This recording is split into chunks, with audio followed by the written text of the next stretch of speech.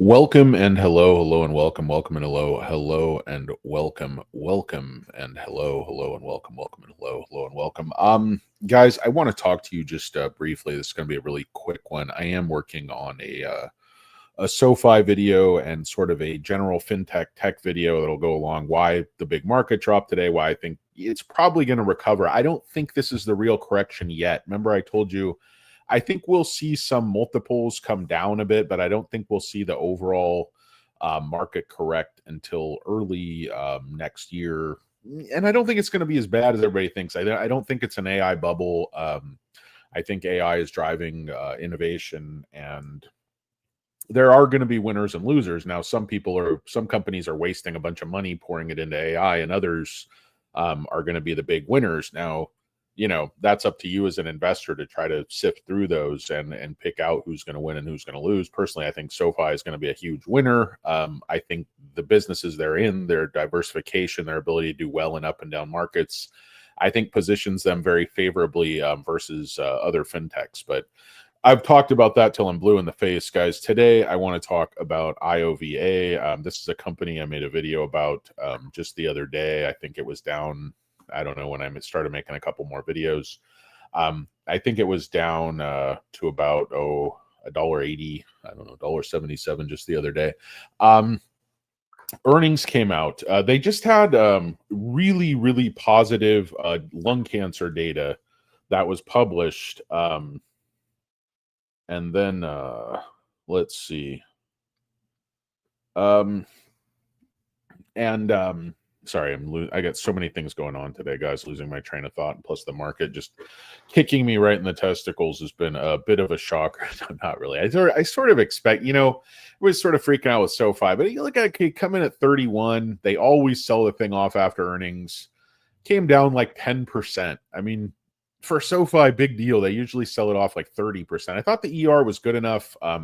It would actually hold at least near 30. I know, but they're really pushing down. They're really stepping on it. But anyway, back to IOVA. So why is the stock up today? First of all, I just want to point this out right off the bat. It's up about 30%, but shorts are stepping on this thing with everything that they have, guys.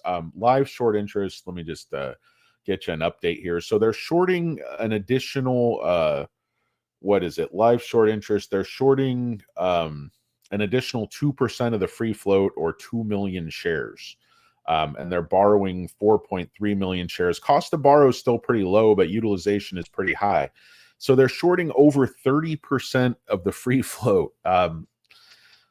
When a stock is up 30% and they're stepping on it as hard as they can like this, and it's this sort of low floater with not a lot of juice, this thing is being held back like a coiled spring, coiled wing effect, whatever you want to call it, hurricane lightning in a bottle. Crisco, fat in a can. Anyway, guys, it's Un Poco Moss, by the way. They call me Little Danny Cornbread DiCarlo. Why do they call me cornbread, you might ask? Well, it's because I am moist, doughy, and I crumble under pressure. Anyway, guys, Un Poco Moss. So it's up on volume, trading almost 60 million shares. Average is about 12. So it's about 5 times volume. It's not like hyper volume where it's like, rotating the float over and over again, but it's still worth under $1 billion. They reaffirm guidance, 250 to 300. So it's trading like 3 times, maybe close 3.5 times this year's sales. That's a very low multiple for a company with a cure for cancer that's early in the rollout. They're covering now 95% of the US with 80 treatment centers. Data for Amtagvi, their cure for advanced melanoma, continues to just be incredibly impressive. This is a lifesaver. This is a legitimate lifesaver that no one else has, no one else can replicate.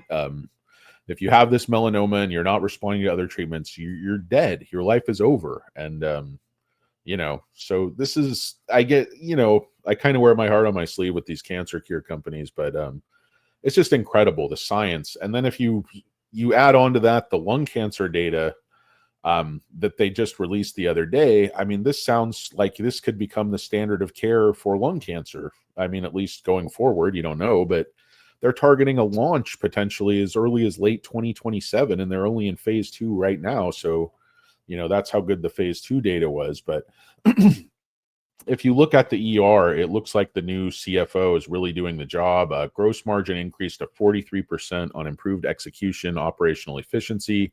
Revenue grew 13% to 68 million quarter on quarter.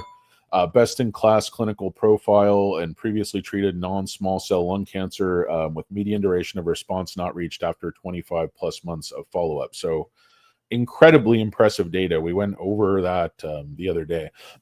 Pardon me, I forgot my water. But again, this was supposed to be a quick one anyway. But gross margin up, reflected in crude. That's really the key. And then the cash position, 307 million. So the current cash position, bolstered by the expense reduction, is expected to fund operations into the second quarter of 2027. So that's really good news, because you have at least, probably 4 more ERs before they need to raise money. And if their cash position, if they're able to get some partners online, they're able to get some investment, they're able to do some deals with their pipeline, who knows, they may not have to raise money ever again, especially if this rollout, picks up steam, which, that's a big if, but it's certainly possible, because the market is there. It's there in Europe, it's there in Canada, it's there in the United States. It's just a matter of, educating the market, executing so that you can, and they also improve the time to treatment. It was, I don't know if that's in here, but I read it in another article. And this is talking about, again, the solid tumor data. You guys should read through all this, their next generation programs.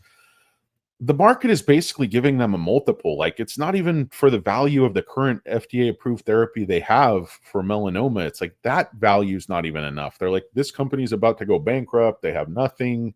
And they're valuing their pipeline at like less than nothing. Just doesn't make much sense to me how the market is viewing this company. In light of their data, in light of their accomplishments. It's very unique. It's very unique what they're doing, extremely promising. Every time there's data, it looks incredibly good. So, like I said, when this lung cancer data came out, it spiked pre-market from 2 to 250. And by the time, it opened, it was back at like 197 again or whatever, right where it just started. So the shorts have their teeth into this stock, and they're just using it as a plaything, but it's worth a lot more than this. So if you're patient and you're willing to stick with something for a couple of years and, grow with this pipeline, you might have to go through another money raise and stuff. You might have to, buy through the dilution, but this really could be, a sleeper. So IOVA, I think really good, really promising ER, really promising clinical data. Everything's very positive for this company, and the new CFO seems to really have the financials on track. So a lot of the things people were worried about seem to be better than expected, and just looks very promising. Of course, all these penny stocks, all these small biotech, bio stocks, pharma stocks, they all have a tendency to crash and, go to zero. So you got to be careful with them, because it's like one, if there's some like safety issues, it's not really expected. This is already FDA approved. The safety profile and everything looks extremely good. So this is really a sort of a proven commodity at this point. And every time they put out data for the melanoma, it's only better and better. Yeah, Pipcat, SoFi is a turd today. But again, like I said, just remember the stock, like, you got to put it in perspective. The stock is coming off of 7 not that long ago, runs up to the low 30s, comes back to 27. It's not the end of the world. I mean, you do expect stocks to retrace. They don't just go up and up and up forever.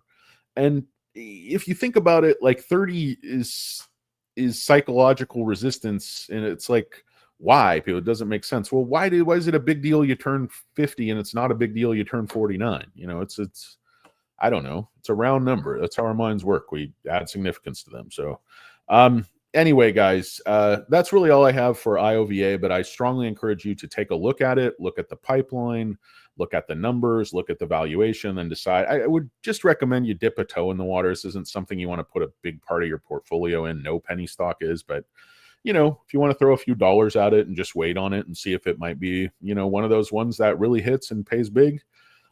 That's the kind of gambler and idiot you are, anything like me, then have at it. But as always, not financial advice, not funny, not entertaining. Don't know why anyone would watch. I am a big turd. And so is Pipcat. Sorry, not a lurker. I'm already ending, but I'm going to do a SoFi in a little while.